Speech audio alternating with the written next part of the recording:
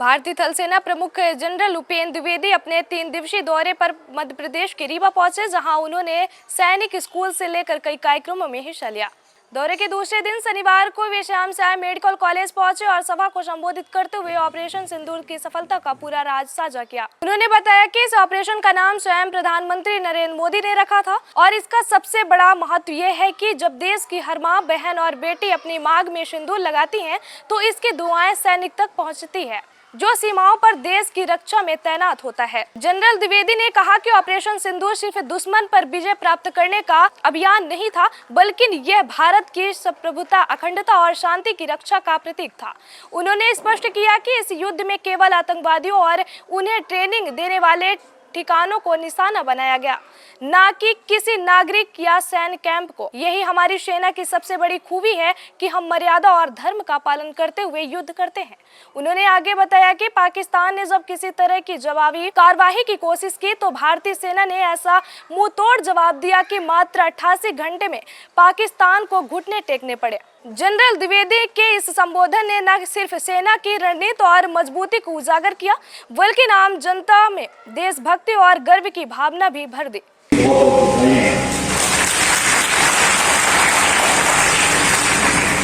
मैं भारतीय सेना का प्रमुख होने के अलावा मैं रीवा की पावन धरती का सुपुत्र हूँ, जो संस्कार, जीवन मूल्य और राष्ट्र के प्रति समर्पण की भावना मैंने इसी माटी से सीखी है।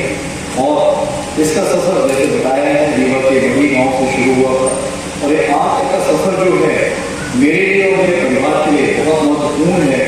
और आप देखेंगे जैसे बताया गया है कि हमने जो भी कुछ सीखा है पूरे परिवार में, इसमें रीवा का बहुत ही अहम रोल रहा। हमारे वीर सपूत नायक नरसिंह लेफ्टिनेंट दीपक सिंह के बारे में बातचीत करना चाहूँगा, जिन्होंने 2020 में गलवान में अपने प्राण न्यौछावर किए थे। वो इसलिए उनका नाम लेना यहाँ पर जरूरी है क्योंकि वो नरसिंह लेफ्टिनेंट हैं और जब तक उन्होंने सांस रही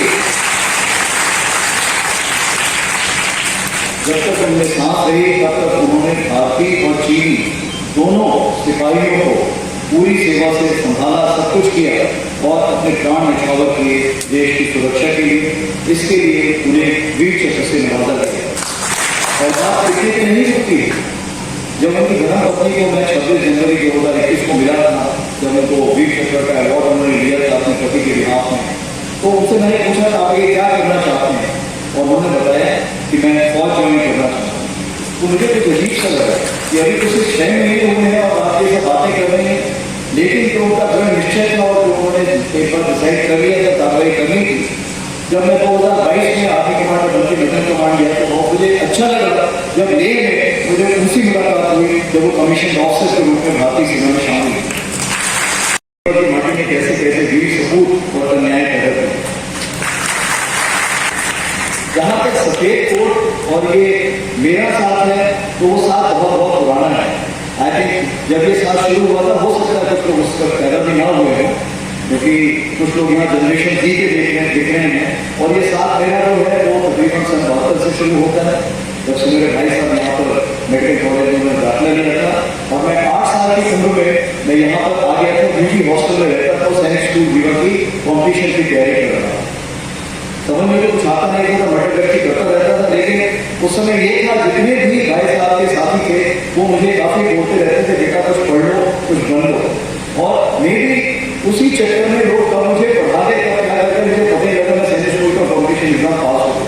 मुझे अभी भी समझ में नहीं आया कैसे पास हो गया, लेकिन ये जिस ढंग से यहाँ पे मैं कोई मुझे मैथ समझा रहा है, कोई ये समझा रहा है, वो समझा रहा है, मैं घूमता रहता था हमेशा और सब कुछ लोग मुझे पढ़ाने में लगे रहते थे।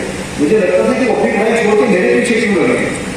लेकिन जो भी हुआ आज उसका आप देख रहे हैं सवाल फिर आपके सामने खड़ा अंदर और कोटी में दोस्ता है, तो उसे यही कि मेरा जो कर्तव्य है 100% मेरे मरीज को जीवित लाना और अच्छी हालत में लाना। तो रिस्क आपके पास होती है, आप लेते हैं और उसके लिए खुद जिम्मेदार होते हैं। तो रिस्क टेकिंग आप देखेंगे जब भी ऑपरेशन सिंदूर या जब कोई बड़ी कार्रवाई करता है तो रिस्क का बहुत आम मुद्दा होता है। और इसमें मैंने देखा बचपन से ये चीज मुझे सीखने को मिली और उसमें काफी मुझे उसका फायदा हुआ। और रही बात सकारात्मक सोच विचार की, आशावादी वैसे निराशावादी, हर जगह मैंने देखा कि आप मरीज को हमेशा बोलते हैं कि आप चिंता मत करो, ठीक हो जाएंगे, अपना भी दादू ठीक हो जाएगी, चिंता न करिएगा। मतलब ये कहने का है कि जब आप इतना बोलते हैं तो वो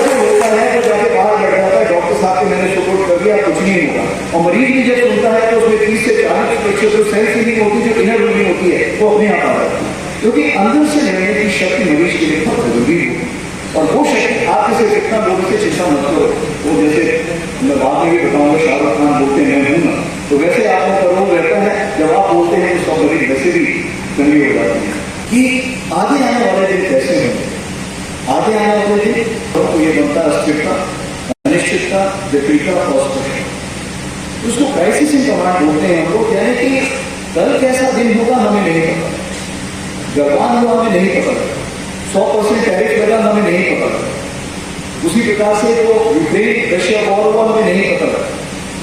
तो कहने का ये मतलब है जो आगे आने वाले दिन में वो चुनौतियां हर दिन बढ़ती जाएंगी, चाहे वो सीमा पर हो, चाहे वो आतंकवाद से लेने शुरू हो, या प्राकृतिक आपदा हो, या साइबर या स्पेस या केमिकल बायोलॉजिकल हो, या इंफॉर्मेशन वॉरफेयर हो, या हमारी जो एक राष्ट्रीय एकता है उसको जो भंग करना चाहते हैं लोग, उसको जो खतरा उठ रहा है, वो सारी चीजें हैं। तो अभी हम बात करें अगर ऑपरेशन सिंदूर की, तो ऑपरेशन सिंदूर दुश्मन को विजय प्राप्त करने के अलावा संप्रभुता, अखंडता और शांति की पुनर्स्थापना के लिए लड़ा गया। और ये युद्ध जो था ये आधुनिक युद्ध होने के अलावा ये सैद्धांतिक युद्ध। क्यों? इस युद्ध में हमने धर्म युद्ध की कार्रवाई की। जब आप देखें, जब हमने टारगेट डिस्ट्रॉय किए थे तो हमने सिर्फ आतंकवादियों के जो डेरे थे उन पर अटैक किया था, और आतंकवादियों को जो ट्रेनिंग दे रहे थे उन पर अटैक किया था। हमने न किसी के परिवार पर अटैक किया, न किसी मिलिट्री टारगेट पे, न किसी सिविलियन टारगेट। ये हमारी भारत की खूबी है, जो हमारा सिविलाइजेशन है, जो हमारी मर्यादा है, हम उसके हिसाब से काम करते हैं। और उसके बाद जब भी पाकिस्तान ने कुछ करने की कार्रवाई की तो हमने उसका मुंह जवाब दिया, और हमने बोला हम लड़ाई नहीं चाहते हैं, हमने जो आपके टेररिस्ट लैंड थे उसको डिस्ट्रॉय कर दिया, और जो उसको ट्रेनिंग प्रदान कर रहे थे उसको भी डिस्ट्रॉय कर दिया। इसीलिए 88 घंटे के अंदर ही पाकिस्तान ने घुटने टेक किए और उन्होंने बोला अब बस, अभी हमें